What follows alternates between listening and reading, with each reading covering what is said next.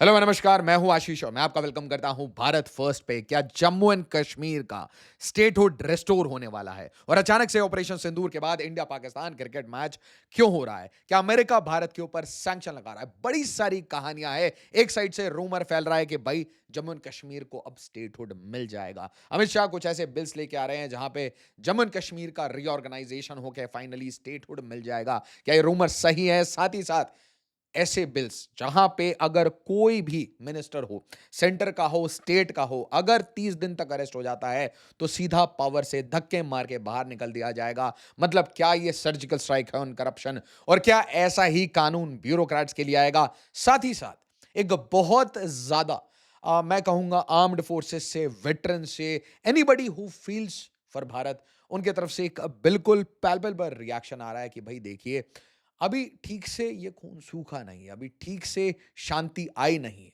और हम क्रिकेट और एंटरटेनमेंट के ऊपर फोकस करते हैं। वहीं पे प्राइम मिनिस्टर मोदी एक डिफरेंट डायरेक्शन लेके कुछ बड़े बिग बैंग रिफॉर्म्स प्लान कर रहे हैं, क्योंकि इंडिया अमेरिका के जो रिलेशंस लग रहे हैं दे आर नॉट गुड। और आत्मनिर्भर भारत के तहत एक मेगा बिलियन डॉलर, मतलब $7 बिलियन का अराउंड ये प्रोजेक्ट है। 97 तेजस, और अगर जोड़ दिया जाए तो इसके बाद 180 तेजस, और मैं कहूंगा तेजस पार्ट 1, इसके बाद 200 तेजस पार्ट 2 आएंगे। मतलब मार्क 1 और मार्क 2 की बात कर रहा हूं। याद रखिए, इसके साथ हम अपना खुद का एम का बना रहे हैं, मतलब 5th generation fighter jet. But मैं कहूंगा this is one of the stepping stones. साथ ही साथ पूरी वोट चोरी का जो एजेंडा था, जो प्रोपेगेंडा था, याद रखिए, यूएस इंडिया के रिलेशंस खराब होने के टाइम में ऐसी पॉलिटिकल स्लोगनियरिंग, और जैसे लोगों ने रूमर्स फैलाया था, पहले से ही पता था मुझे, मैंने आपको बहुत क्लियरली बताया है, this is a game, this has no fact. और इसमें एक ही बहुत बड़ा फैक्ट है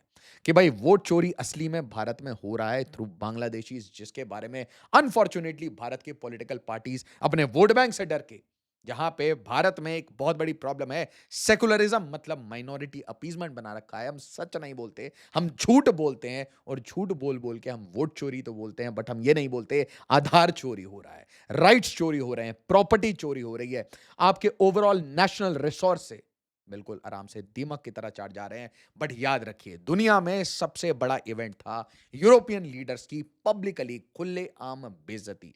एक एक करके जब आपको इमेजेस दिखाऊंगा, कंपेयर करूंगा किस तरीके से ट्रंप दूसरे लीडर्स के साथ बिहेव करते हैं, तो आपको समझ आएगा एग्जैक्टली ट्रंप ने सामने अपने बच्चे, इनफैक्ट मैं कहूंगा जैसे ताश के पत्ते आप सजा देते हो ना, कि आओ 7 लोगों को बुलाओ, अब 9 लोगों को बुलाओ, भाई शहनशाह बैठे हैं, राजा बैठे हैं, राज प्रमुख बैठे हैं, बट एक मैसेज जो कि बहुत डरावना है।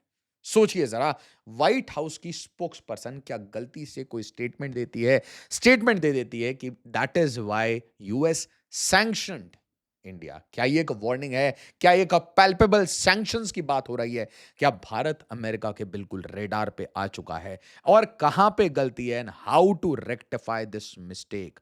इससे पहले वीडियो को ज्यादा से ज्यादा लाइक और शेयर करिए, साथ ही साथ मुझे ट्विटर पे जरूर फॉलो करिए। जो भी लेटेस्ट बात होती है, ओपिनियंस होती है, मैं तुरंत यहां पे रखता हूं।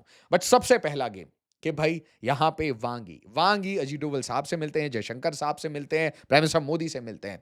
ये काफी कोजी रिलेशनशिप है, बट इसके बाद वांगी पाकिस्तान चले जाते हैं ना। यहां पे भी आके बॉर्डर के ऊपर, अब मैं कहूंगा एलएसी के ऊपर एक फाइनल डिसीजन कि भाई बॉर्डर्स क्या होंगे, बॉर्डर के ऊपर एक सेटलमेंट। बट साथ ही साथ ताइवान के ऊपर इंडिया चुप रहता है, बट चाइना बहुत आराम से ये प्रोपेगेंडा चलाता है कि भारत ने ताइवान पे चाइना का स्टांस मान लिया है, वन चाइना पॉलिसी मान ली है। और यहां पे बड़े सारे जियोपॉलिटिकल एनालिस्ट ये अज्यूम कर रहे हैं, there is assumption in this, कि भाई China is preparing for a Taiwan invasion, और इंडिया इस टाइम में, अगर ऐसा होता है तो मैं आपको एक चीज बिल्कुल क्लियरली बोलता हूं, this will be the perfect storm, जिसमें आप स्टॉर्म कर सकते हैं सिलीगुड़ी कॉरिडोर के साउथ में।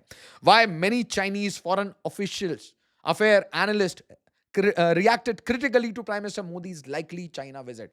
तो प्राइम मिनिस्टर मोदी और शी जिनपिंग की मीटिंग हो सकती है एससीओ में। इसके अलावा बात चल रही है कि Vladimir Putin, prime minister Modi और शी, तीनों की एक साथ मीटिंग हो सकती है। बट याद रखिए, चाइनीज कह रहे हैं कि भाई प्राइम मिनिस्टर मोदी कभी भी दल बदल सकते हैं, पलटू बन सकते हैं, इंडिया कभी भी पलटू की तरह बिहेव कर सकता है, जैसे ही वॉशिंगटन के साथ इंडिया को एक डील मिलेगा, ये मीटिंग भी नहीं होगी। इसके साथ चाइना सारे गेट्स खोल रहा है कि भाई आपको टनल बोरिंग मशीन चाहिए, फर्टिलाइजर चाहिए, रेयर अर्थ का सप्लाई चेन चाहिए। अच्छी बात है, शॉर्ट टर्म में, लॉन्ग टर्म में हमें सारे सप्लाई चेन्स पर्टिकुलरली क्रिटिकल, ये हमें आत्मनिर्भर मोड में जाना ही पड़ेगा। बट याद रखिए, इससे पहले आप सांस लें, ये मीटिंग्स खत्म होती है, तुरंत ही जयशंकर साहब मॉस्को के लिए रवाना हो जाते हैं ऑन अ 3 डे विजिट। इससे पहले याद रखिए, अलास्का की जो मीटिंग थी ट्रंप और पुतिन, उसके बाद ट्वीट होता है, उसके बाद एक कॉल होता है between Putin and prime minister Modi. इसके बारे में ट्वीट होता है, प्राइम मिनिस्टर मोदी करते हैं। दैट सिंपली मीन्स कि ऑयल के ऊपर, सैंक्शंस के ऊपर, दोनों के बीच में, क्योंकि इंडिया के लिए सबसे बड़ा विन विन सिचुएशन पता है क्या है, कि व्लादिमीर पुतिन और ट्रंप के बीच में सिचुएशन ठीक हो जाए और अमेरिका डायरेक्टली टारगेट करना शुरू करे चाइना को, ताकि भारत को थोड़ा रिलीफ मिले और ये सैंक्शन के गेम से हटें। बट इसके बीच में व्हाइट हाउस से चीजें और खराब हो रही हैं। यहां देखिए, सिद्धांत सिब्बल बोलते हैं, president Trump has put sanctions on India to put this war, मतलब Ukraine war, to a close and he wants to see this war end. मतलब एक तरीके से भारत को एक एस्केप गोट की तरह यूज किया जा रहा है। याद रखिए, आसिम मुनीर के साथ गलबैयां चल रही है ट्रंप की, और इसीलिए बलूचिस्तान लिबरेशन आर्मी, जो मैं आज भी मानता हूं कि they are freedom fighters, they are brothers भाई, वो they are fighting for their freedom, motherland, और उनको एक प्रोस्क्राइब्ड ऑर्गेनाइजेशन डिक्लेयर कर देना। ब्लूमबर्ग लिखता है, Modi hails friend Putin and boost China ties in tilt from US. Clearly अब बोला जा रहा है कि भाई सिचुएशन खराब हो चुकी है, काफी खराब हो चुकी है। इस लेवल पे मिसट्रस्ट बढ़ चुका है कि भाई देखिए, एज एन इंडियन जिसने भी इस टाइम में देखा है ट्रंप का ये पलटूपना, तो एक चीज तो बिल्कुल क्लियर है कि अमेरिका किसी को भी अपना फ्रेंड या एनिमी नहीं मानता, सिर्फ उसके इंटरेस्ट को है, और उस इंटरेस्ट के लिए वो किसी को भी बख्शता नहीं है। अब देखिए, H1B ban next, India US ties frosty due to Trump comments, MAGA talks of ban on H1B visa. मतलब टैलेंटेड इंडियंस, जो इंडियंस माइग्रेट करना चाहते हैं, और मैं हमेशा आपको कहता हूं, भारत में रहिए, कष्ट थोड़े से होंगे, थोड़ी सी परेशानी होगी, थोड़ी रेड टेपिज्म होगी, try to reform it, try to create something here, क्योंकि अगर आपने यहां कुछ बना लिया तो वो काफी रेजिलियंट स्ट्रक्चर होगा। ऑब्वियसली बाहर के सिस्टम्स बेटर हैं, and they are more efficient, they are more pro business. Obviously things are difficult in India, but it is a nation in building, so have some trust, try to repose the faith in your own country, try to build something in your own country for Indians as well as for the world. Be an exporter as much as possible. US accuses India of profiteering from Russian energy purchases. So statements, कोई ऐरा गहरा नथु खैरा भी आज उठ के India पे statement pass कर देता है, जस्ट बिकॉज ट्रंप का वो एक छोटा मोटा छोटा भैया, मैं कहूंगा जो पानी लेने वाला बंदा है ना, वो तक आज इंडिया पे कमेंट कर पा रहा है। क्यों? क्योंकि ट्रंप ने एक तरीके से एस्केप गोट बना लिया है इंडिया को, क्योंकि इंडिया ने बस एक स्टेटमेंट, ट्रंप की एक झूठ, उसे खुले आम पार्लियामेंट से एक्सपोज कर दिया कि भाई मैं पापा हूं, मैं वॉर रुकवाता हूं। ये वॉर रुकवाने के लिए उसे नोबेल पीस प्राइज चाहिए, दुनिया में वो क्लेम करता है। बट जैसे ही ट्रंप कोई क्लेम करता है और उसकी फैक्ट चेकिंग हो जाती है, पूरा लेफ्ट उधेड़ देता है ट्रंप को, ट्रंप की बेइज्जती हो जाती है, मगा की बेइज्जती हो जाती है। और ऐसी ही बेइज्जती तब हुई जब प्राइम मिनिस्टर मोदी ने, जयशंकर साहब ने इंडियन पार्लियामेंट के पटल से क्लियरली कह दिया कि भाई ये सब झूठ है, एब्सोल्युटली नो कंट्री इंटरफेयर्ड, और ये उसके डोमेस्टिक पॉलिटिक्स के लिए बिल्कुल अच्छा नहीं है। Not consumers, India's big oil lobby. तो याद रखिए, कुछ लोग घर में भी अदानी अंबानी को टारगेट करते हैं, अब तो अमेरिका इस ऑयल लॉबी को इनडायरेक्टली अंबानी को टारगेट कर रहा है। अल जजीरा लिखता है, India's purchase of Russian oil has to stop, says US trade adviser. तो भाई इनके ट्रेड एडवाइजर हो, ट्रेजरी सेक्रेटरी हो, या फिर मार्को रूबियो हो, सब back to back statements pass कर रहे हैं। नाम इमटेरियल है, क्योंकि मैं आपको एक बात बता देता हूं, दे आर लाइक नैपकिंस, ये हैंकी की तरह हैं, आपने स्नीज किया और फेंक दिया। ट्रंप के लिए these advisers they are nothing. ये बंदा ऐसे ऐसे स्विच करता है, बोल्टन को इसने कैसे निकाला था। Damage is done, Fareed Zakaria on worsening India US relationship, and I truly agree कि ये टाइम बहुत खराब है, बट ये टाइम किसके लिए खराब है? जो ट्रंप के सामने जाके प्लीड करते हैं। जरा स्थिति देखिए, राजा साहब बैठे हुए हैं, अकड़ के बैठे हुए हैं, जैसे कि पूरी दुनिया को ताश के पत्ते की तरह टेबल पर रखा हुआ है और सारे यूरोपियन लीडर्स भिखमंगे की तरह बैठे हैं। एक दूसरी इमेज में एटलीस्ट इन्हें साथ में जगह दी गई। ट्रंप आराम से स्लाउच करके बैठा है, बट आप याद करिए how he treats leaders. Zelensky की बेइज्जती की गई थी, जेलेंस्की इतना जलील हुआ कि इस बार सूट पहन के आया था। आप सोचिए, व्हाइट हाउस में एक प्रेस कॉन्फ्रेंस हो रही है, उसके बीच में एक जर्नलिस्ट की इतनी औकात होती है कि वो ये बोलता है कि भाई तू सूट पहन के क्यों नहीं आता, और अगली बार बंदा सूट पहन के आता है। तो this is all orchestrated. But देखिए, जिसके पास बढ़िया बैलिस्टिक मिसाइल हो, जो आत्मनिर्भर हो, उसके सामने इनकी कैसी हालत होती है। बिल्कुल हाथ ऐसे स्लाउच करके, टाई से अपने छुपा छुपा के ऐसे बैठे हैं। Look at the posture, look at the posture. Very simply, आप इसके लेग्स के पोस्चर देखिए और पुतिन के लेग्स के पोस्चर देखिए, आपको क्लियरली समझ आएगा who is the man in the room. और फिर बेंजामिन नेतन्याहू, वॉर रुकवा दी पापा? No, you can not stop the man. Exactly. तो prime minister Modi doesn't give a damn. जिस टाइम में आप चाहते हैं यू बेंड द नी, आप सामने बैठे हैं व्हाइट हाउस में, आपकी बेइज्जती हो, या फिर मैं आसिम मुनीर को वॉशिंगटन बुला लेता हूं, प्राइम मिनिस्टर मोदी कनाडा गए हूं, आप आ जाइए। ये एक इंडिविजुअल की बात नहीं है। अगर भारत के प्रधानमंत्री इस टाइम में मौन हो जाएं, चुप हो जाएं और बिल्कुल आराम से बात मानने लगे, सब कुछ ठीक हो जाएगा। एंड एब्सोल्युटली याद रखिए, कभी भी जब वेस्टर्न वर्ल्ड ऑर्डर ने हमें एक तरीके से transfer of power the, exactly मैं इंडिपेंडेंस इस चीज को इसलिए नहीं मानता क्योंकि जब तक आप ट्रूली डिजिटली हर तरीके से आप इंडिपेंडेंट नहीं होते, तब तक ट्रू इंडिपेंडेंस आपको और मुझे कभी फील ही नहीं होगा। रिमेंबर, ये कैसे प्लेटफॉर्म्स, कैसे डिवाइसेस हम यूज कर रहे हैं। Trump rules out sending US troops to Ukraine as part of security guarantees. तो मिला क्या भाई? कुछ नहीं। यूक्रेन से इसने मिनरल डील ले ली, पुतिन के साथ दोस्ती कर ली, पुतिन के साथ ट्रेड कर रहा है, ट्रेड एक्सपैंड हो रहा है, और इवेंचुअली आप देखेंगे कि भाई बिलियंस ऑफ डॉलर्स के, 100-200 बिलियन डॉलर के वेपन्स ट्रंप बेच के बैठ जाएगा, और वॉर थोड़ी मोड़ी आगे चलेगी। पुतिन आगे बढ़ता जाएगा, ट्रंप अपनी मिनरल्स ले चुका है, अपनी डिफेंस इंडस्ट्रियल कॉम्प्लेक्स को पंप कर रहा है, नथिंग विल हैपन।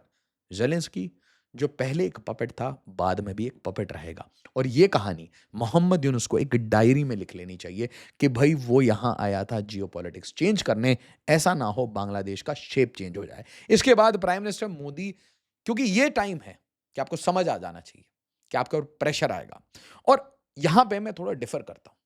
आपके ऊपर प्रेशर आएगा तो आप रिफॉर्म करेंगे, या आप रिफॉर्म करिए ताकि जब प्रेशर आए तो आपके ऊपर फर्क ना पड़े।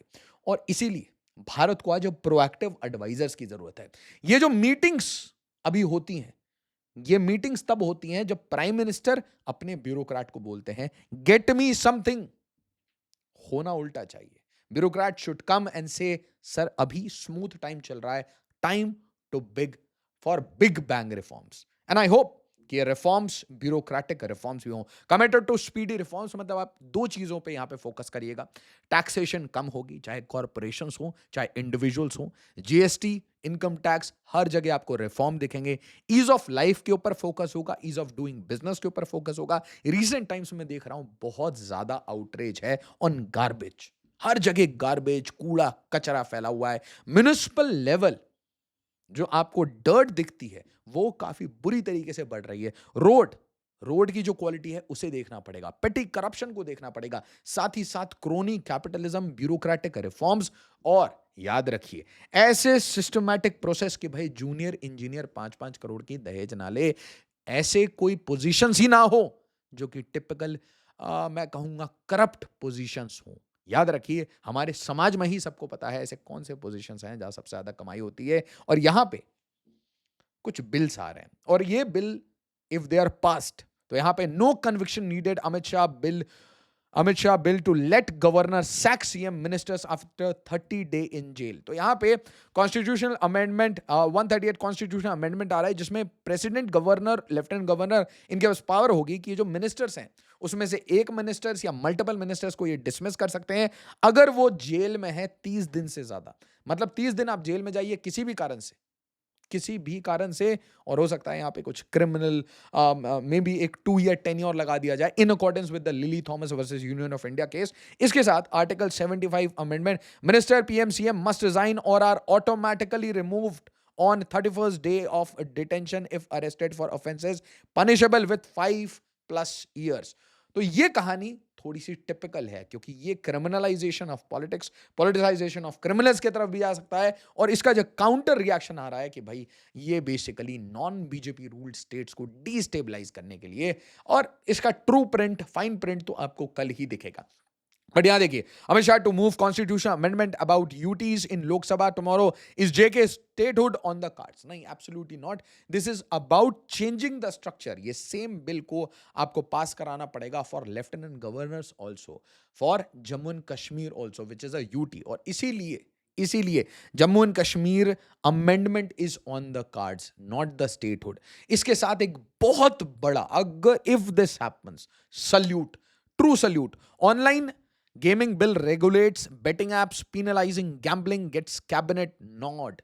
मतलब कहीं पे भी रियल मनी के साथ आप ये जो कर रहे हैं, ताश तमाशा, ये जो भी आप कर रहे हैं, 1 पत्ती, 6 पत्ती, 12 पत्ती, ये बंद होना चाहिए। भारत के बच्चे ये बर्बाद हो रहे हैं। मैंने अपनी आंखों से देखा है। जब मैं एक बिल्कुल छोटे गांव, हिमाचल के एक छोटे गांव गया था, वहां मैंने देखा बच्चे रियल मनी के साथ आपस में बेटिंग कर रहे हैं। उनके पास इतना पैसा तो नहीं था कि भाई वो डायरेक्टली ऐप में पैसा लगाएं, बट वो ऐप के रिजल्ट के बेसिस पे आपस में एक्चुअली जुआ खेल रहे थे।